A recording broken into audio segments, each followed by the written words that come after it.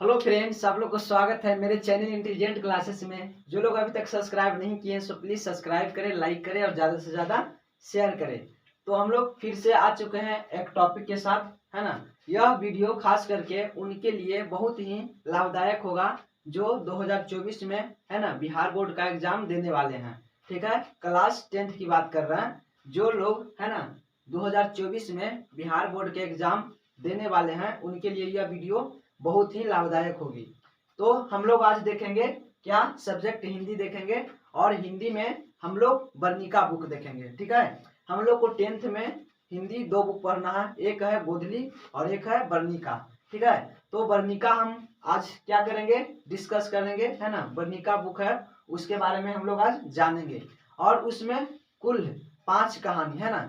Total बोले तो 5 chapter पढ़नी है, जिसमें से सारा का सारा क्या है, कहानी ही है। और जो कहानी है वो बहुत ही क्या है, शानदार ही है।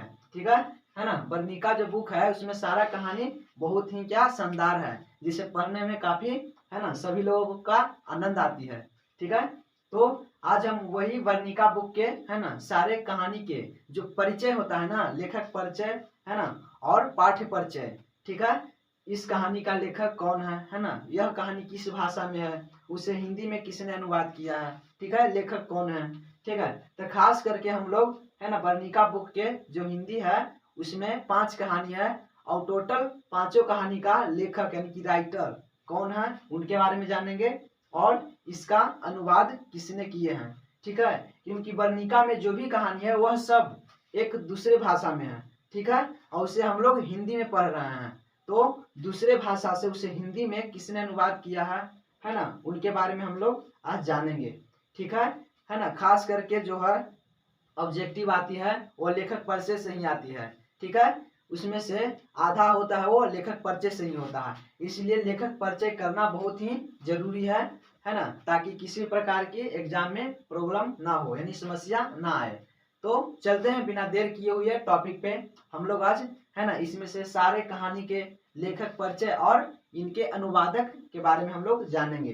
तो सबसे पहले हम लोग स्टार्ट करते हैं पहला चैप्टर, जो क्या है, दही वाली मगम्मा। ठीक है, सबसे पहले हम लोग देखेंगे पहला चैप्टर दही वाली मगम्मा। वाह, यह कहानी तो दम शानदार है ना। जो भी पढ़ते हैं, है ना, जब भी इस कहानी को हम लोग पढ़ना स्टार्ट करते हैं तो दम मन क्या है, अंदर से दम खुश हो जाता है कि वाह, कहानी है वह मजेदार है। तो सबसे पहला कहानी है दही वाली मगम्मा। तो इनके लेखक परिचय के बारे में हम लोग जानेंगे। तो दही वाली मगम्मा यह एक कहानी है, इनका लेखक, है ना, ये किनके द्वारा लिखा गया है, तो यह श्रीनिवास जी के द्वारा रचित है। ठीक है, दही वाली मगम्मा कहानी है, वह लेखक कौन है, तो उनका श्रीनिवास। ठीक है, दही वाली मगम्मा कहानी का लेखक कौन है, तो श्रीनिवास जी हैं। समझ में आ गया। उसके बाद देखेंगे यहाँ पे कि श्रीनिवास जी है ना, इनका पूरा नाम है। ठीक है, ऑब्जेक्टिव में डाल दिया जाता है कि श्रीनिवास जी है ना, दही वाली मगम्मा कहानी के लेखक हैं। उनका पूरा नाम क्या है, तो उनका पूरा नाम क्या है, तो मास्ती वेंकटेश अयंगार, है ना।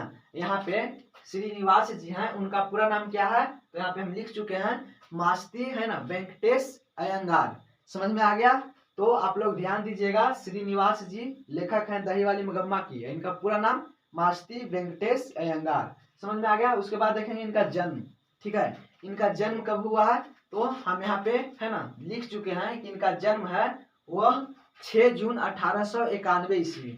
ठीक है, कब, तो 6 जून 1891 ईस्वी। आप लोग नोट कर सकते हैं कॉपी पे, ताकि बाद में भूलने की समस्या न हो। इनका जन्म कब हुआ है, तो 6 जून 1891 कोलार, है ना, कोलार कर्नाटक में। कहा में, कोलार कर्नाटक में। ठीक है, समझ में आ गया। 6 जून 1891 ईस्वी, कोलार कर्नाटक में। समझ में आ गया। अब देखेंगे हम लोग इनका कि श्रीनिवास जी है ना, यह क्या है, तो कन्नड़ साहित्य के प्रतिष्ठित, है ना, यानी कि प्रसिद्ध क्या है, रचनाकार हैं। समझ में आ गया। श्रीनिवास जी हैं वह कन्नड़ साहित्य के प्रतिष्ठित यानी सम्मानित रचनाकार हैं। समझ में आ गया। उसके बाद देखेंगे कि इन्हें साहित्य अकादमी पुरस्कार, समझ में आ गया, इन्हें पुरस्कार मिल चुका है। कौन कौन सा, तो साहित्य अकादमी पुरस्कार और विद्यापीठ से इनको पुरस्कृत किया गया है, यानी कि सम्मानित किया गया है। अगर पूछा जाएगा कि श्रीनिवास जी को पुरस्कार कौन कौन सा मिल चुका है, तो साहित्य अकादमी पुरस्कार और विद्यापीठ। समझ में आ गया। उसके बाद देखेंगे कि यह कहानी जो है ना दही वाली मगम्मा, यह कहानी है वो कन्नड़ भाषा में है। ठीक है, यह ओरिजिनल कहानी किस भाषा में है? तो कन्नड़ भाषा में, लेकिन हम लोग पढ़े हैं वो हिंदी भाषा में पढ़े हैं। ठीक है, तो हिंदी में अनुवाद किसने किए थे, है ना? तो हिंदी में अनुवाद किए हैं वो है B.R. नारायण। ठीक है, यहाँ पे हम लिख चुके हैं कि दही वाली मगम्मा कहानी है वह कन्नड़ से हिंदी में जो अनुवादित किया गया है किनके द्वारा? तो B.R. नारायण जी के द्वारा। समझ में आ गया। यहाँ पे लिखा हुआ है B.R. नारायण जी। यह कहानी जो है ना कहाँ से उठाई गई है? ठीक है, तो दही वाली मगम्मा है ये किस संग्रह कहानी से लिया गया है? तो लिया गया है नेशनल बुक ट्रस्ट इंडिया। समझ में आ गया। कहाँ से लिया गया है? तो नेशनल बुक ट्रस्ट इंडिया। समझ में आ गया। यह था इस कहानी का मेन पॉइंट, है ना, जो ज्यादातर हर साल बिहार बोर्ड में पूछे जाते हैं। समझ में आ गया। आप लोग फिर से इसको, है ना, दोबारा वीडियो देखकर आप लोग नोट भी कर सकते हैं ताकि ऑब्जेक्टिव में पूछा जाए तो किसी प्रकार की क्वेश्चन इससे रिलेटेड वो ना छूटे। अब हम लोग देखेंगे दूसरा चैप्टर। दूसरा चैप्टर क्या है? ढहते विश्वास, है ना। क्या है? ढहते विश्वास, जिसमें एक महिला है लक्ष्मी नाम की, है ना, और बहुत ही शक्तिशाली, यानी बोले तो बहुत ही, है ना, अंदर से ताकतवर होती है ना। हर समस्या से क्या करती है? अकेले लड़ लेती है ना। तो इस कहानी का नाम है ढहते हुए विश्वास, है ना। किसी का विश्वास है वो ढह रहा। ठीक है, चलिए हम लोग चलते हैं लेखक परिचय पे, है ना। तो इनका लेखक है ना, इस कहानी का लेखक कौन है? तो सात कोरी होता जी हैं। कौन है? तो सात कोरी होता जी हैं। समझ में आ गया। इस कहानी का लेखक है सात कोरी होता जी। अब बात किया जाए इनके जन्म का, तो जन्म कब हुआ है? तो 29 अक्टूबर, है ना, 1929 में। कहाँ हुआ है? तो इनका जन्म मयूरभंज, है ना, कहाँ हुआ है? मयूरभंज उड़ीसा में हुआ है। समझ में आ गया। अब हम लोग देखेंगे कि ढहते हुए कहानी है उनका लेखक कौन है? तो सात कोटी होता जी हैं। इनका जन्म कब हुआ है? तो 29 अक्टूबर 1929 को। और कहाँ में? तो मयूरभंज उड़ीसा में हुआ है। क्लियर हो गया। आप लोग नोट भी कर सकते हैं ताकि बाद में भूलने की समस्या ना हो। और यह कहानी जो है ना उड़िया भाषा में है। किस भाषा में है? इतना ध्यान दीजिएगा कि दही वाली मगम्मा था वो कन्नड़ में था, हिंदी में किया गया, है ना, जो B.R. नारायण जी के द्वारा। उसी प्रकार से यहाँ पे धरते हुए विश्वास है, यह कौची है? तो उड़िया भाषा में है। ऐसे हिंदी में किसने किया, है ना? उड़िया भाषा में तो हम लोग हिंदी में पढ़े हैं ना, उड़िया में तो नहीं पढ़े हैं। तो वास्तव में यह कहानी उड़िया में था और हिंदी में किनके द्वारा किया गया है? तो यहाँ पे राजेंद्र प्रसाद मिश्र जी के द्वारा। ठीक है, पूछा जाएगा कि ढहते हुए जो कहानी है, ढहते हुए विश्वास जो कहानी है उसे, है ना, हिंदी में अनुवाद किसने किए हैं? तो राजेंद्र मिश्र जी के द्वारा किया गया है। समझ में आ गया। यहाँ पे हम लिख चुके हैं, है ना, राजेंद्र प्रसाद मिश्र जी के द्वारा इसे हिंदी में अनुवादित किया गया है। उसके बाद करेंगे कि इनकी अब तक 1 दर्जन से अधिक पुस्तकें प्रकाशित हो चुकी है। समझ में आ गया। इनकी जो पुस्तक है वह कितना? तो 1 दर्जन, है ना, 1 दर्जन से अधिक प्रकाशित हो चुकी है। ठीक है, यानी लोगों के बीच में फैल चुका है। समझ में आ गया। तो यह था ढहते हुए विश्वास कहानी का पाठ्य परिचय। ठीक है, ध्यान दीजिएगा कि लेखक परिचय और पाठ परिचय से ना आधा आधा करके क्या करता है? ऑब्जेक्टिव पूछता है। ठीक है, तो उसके बाद हम लोग चलेंगे तीसरा पे, है ना, कहानी तीसरा। इसमें टोटल 5 कहानी है जिसमें से 2 का परिचय हम लोग जान चुके हैं। अब हम लोग तीसरे कहानी की ओर बढ़ रहे हैं, है ना, जो कहानी का नाम है माँ, है ना। वाह, यह कहानी पढ़ने में तो मजा ही आ गया था, है ना। माँ से रिलेटेड यह कहानी है ना। आप लोग पढ़िएगा तो बहुत ही मजेदार लगेगा, है ना। उसके साथ साथ बहुत ही अंदर से, है ना, मायूस भी हो जाइएगा। तो चलते हैं, है ना, पाठ परिचय पे। माँ कहानी है, इसका लेखक कौन है? तो ईश्वर पेटलीकर हैं। कौन है? तो माँ कहानी का जो कहानीकार हैं, जो लिखे हैं, वो कौन है? तो ईश्वर पेटलीकर जी लिखे हैं। यहाँ पे हम लिख चुके हैं, आप लोग नोट कर सकते हैं। अगर यहाँ पे वीडियो में दिखाई नहीं दे रहा है साफ साफ तो आप लोग लिख भी सकते हैं। जो हम बोल रहे हैं आप लोग वीडियो रोककर इसे लिख भी सकते हैं। ठीक है, यहाँ पे लिख भी चुके हैं कि ईश्वर पेटलीकर जी क्या हैं? तो लेखक हैं माँ कहानी के। उसके बाद देखेंगे कि काला पानी, है ना, क्या? काला पानी जो है ना इनकी लोकप्रिय उपन्यास है। ठीक है, इस ईश्वर पेटलीकर जी हैं, उनका प्रिय, है ना, प्रिय उपन्यास क्या है? तो काला पानी। ठीक है, ऑब्जेक्टिव में आ चुका है कि काला पानी जो है किनके प्रिय उपन्यास है? तो ईश्वर पेटलीकर जी का। चाहे तो इस प्रकार से पूछेगा कि ईश्वर पेटलिकर जी का है ना सबसे प्रिय उपन्यास का नाम क्या है, तो काला पानी। समझ में आ गया। उसके बाद हम लोग आगे बढ़ेंगे। आगे दिया हुआ है कि खून की सगाई इनकी प्रसिद्ध कहानी है। ठीक है, हम लोग जो कहानी पढ़ रहे हैं यहाँ पे माँ कहानी है ना, जिनका लेखक कौन है, ईश्वर पेटलिकर जी। इनकी एक कहानी है, वह क्या है, प्रसिद्ध है यानी लोकप्रिय है। ठीक है, उस कहानी का नाम क्या है, तो उस कहानी का नाम हम लिख चुके हैं कि खून की सगाई। समझ में आ गया। काला पानी है वो उपन्यास है जो प्रसिद्ध है, लेकिन खून की सगाई क्या, खून की सगाई है वो क्या है, वह कहानी है, वह प्रसिद्ध कहानी है ना, लोगों के बीच बहुत ही प्रचलित है। उसके बाद देखेंगे यह कहानी जो है ना, यह गुजराती भाषा में है। ठीक है, समझ में आ गया। यहाँ पे माँ कहानी है जी किस भाषा में, तो गुजराती भाषा में है, लेकिन हम लोग जो पढ़े हैं वो हिंदी भाषा में पढ़े हैं, तो इसे गुजराती से हिंदी किसने किए हैं, है ना। तो यहाँ पे हम वह भी लिख चुके हैं, इसे गुजराती से हिंदी में किसने अनुवादित किए हैं, तो गोपाल दास नागर।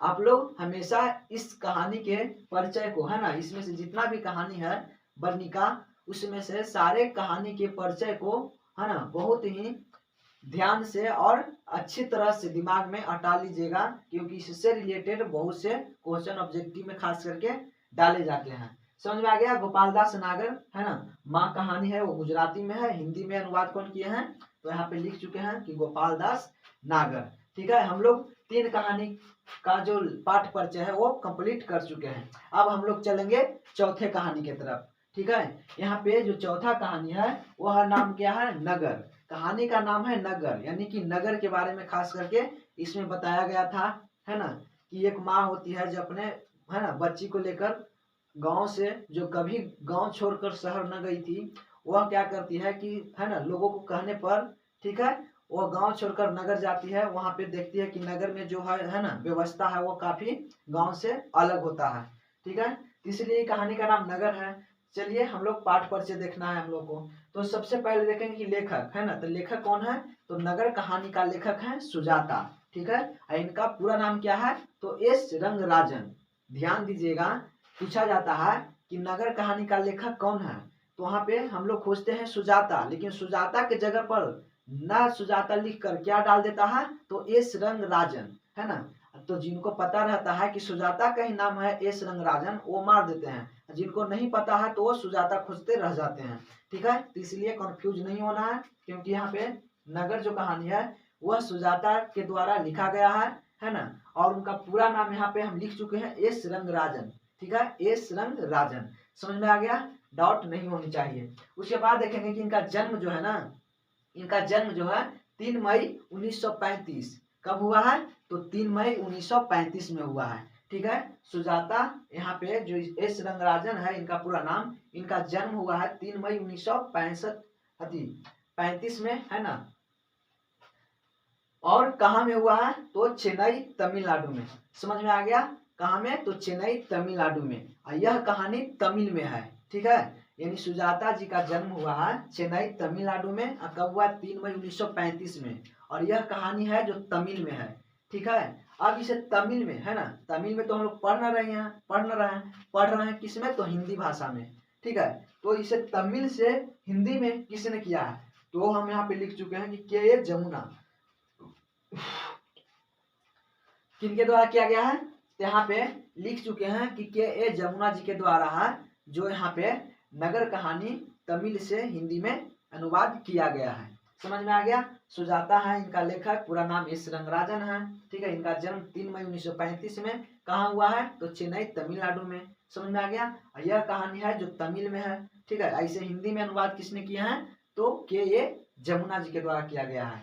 और यह कहानी, है ना, इनकी जो कहानी है ना, यहाँ पे सुजाता, है ना, सुजाता की जो कहानी है वह 25, यहाँ पे लिख चुके हैं कि 25 से अधिक कृतियां इनकी क्या है, प्रकाशित हो चुकी है। ठीक है, इनकी जो है 25 से अधिक कृतियां प्रकाशित हुई है। किनका, तो यहाँ पे एस रंगराजन, यानी बोले तो सुजाता। ठीक है, तो हम लोग यहाँ से 1 से स्टार्ट किए थे, है ना, 4 चैप्टर कंप्लीट हो गया, लेखक परिचय और पाठ परिचय, है ना, जो चौथा नगर है। अब हम लोग लास्ट देखेंगे, है ना, और लास्ट जो है धरती कब तक घूमेगी। वाह, कहानी भी ये मजेदार था, है ना, धरती कब तक घूमेगी। अरे भाई धरती तो कंटिन्यू घूम ही रही है, लेकिन उससे रिलेटेड यहाँ पे यह बोला गया है ना कि जो यहाँ सीता नाम की एक महिला होती है जो अपने घर में है ना क्या करती है, घुटन महसूस करती है अपने बच्चों के बीच ही।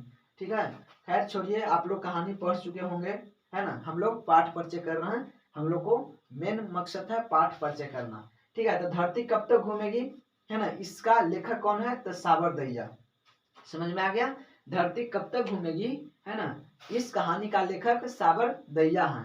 ठीक है, और साबर दैया राजस्थानी भाषा के, ठीक है, साबर दैया राजस्थानी भाषा के प्रमुख है ना, क्या है, प्रमुख रचनाकार हैं। यानी यह जो भी रचते हैं वो राजस्थानी भाषा में लिखते हैं। ठीक है, और यह प्रमुख राजस्थानी भाषा के क्या है, रचनाकार हैं। समझ में आ गया। उसके बाद देखेंगे कि यह कहानी है ना वो राजस्थानी भाषा में ही है। समझ में आ गया, यह कहानी क्या है, तो राजस्थानी भाषा में है, और इसे राजस्थानी भाषा से हिंदी में किसने अनुवाद किया है, तो साबर दैया जी खुद हैं जो राजस्थानी भाषा से हिंदी में अनुवाद किए हैं। समझ में आ गया। यहाँ पे धरती कब तक घूमेगी ये कहानी राजस्थानी भाषा में है, और इसे हिंदी में अनुवाद किसने किया है, तो वो खुद यानी वह स्वयं है ना अनुवादित हिंदी में किए हैं। ठीक है, साबर दैया खुद अपने आप है ना, यह कहानी लिखे भी खुद है, ऐसे हिंदी में अनुवादित किए हैं जो खुद किए हैं। ठीक है, यह कहानी जो है ना समकालीन साहित्य, ठीक है, यहाँ पे हम लिख चुके हैं, यह कहानी समकालीन साहित्य से संकलित है। संकलित बोले तो लिया गया है, कहाँ से, साहित्य है ना, यहाँ पे समकालीन साहित्य, ठीक है, समकालीन साहित्य से यह संकलित है यानी कि लिया गया है।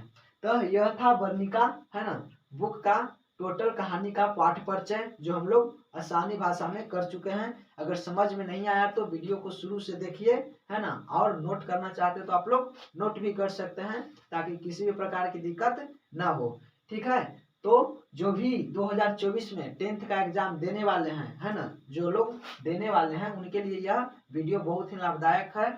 और यह वीडियो ज्यादा से ज्यादा अपने दोस्तों के पास है ना, अपने फ्रेंड्स के पास शेयर कीजिए ताकि उनको भी किसी प्रकार की दिक्कत है ना वर्णिका बुक के पाठ परिचय में ना हो। ठीक है, और आप लोग इस चैनल को क्या कीजिए, ज्यादा से ज्यादा है ना मदद करने की कोशिश कीजिए ताकि प्रोसेस हो सके और इसका आगे की ओर है ना बढ़ने का उत्साह मिल सके। तो चलते हैं, मिलते हैं अगले वीडियो में, तब तक के लिए जय हिंद।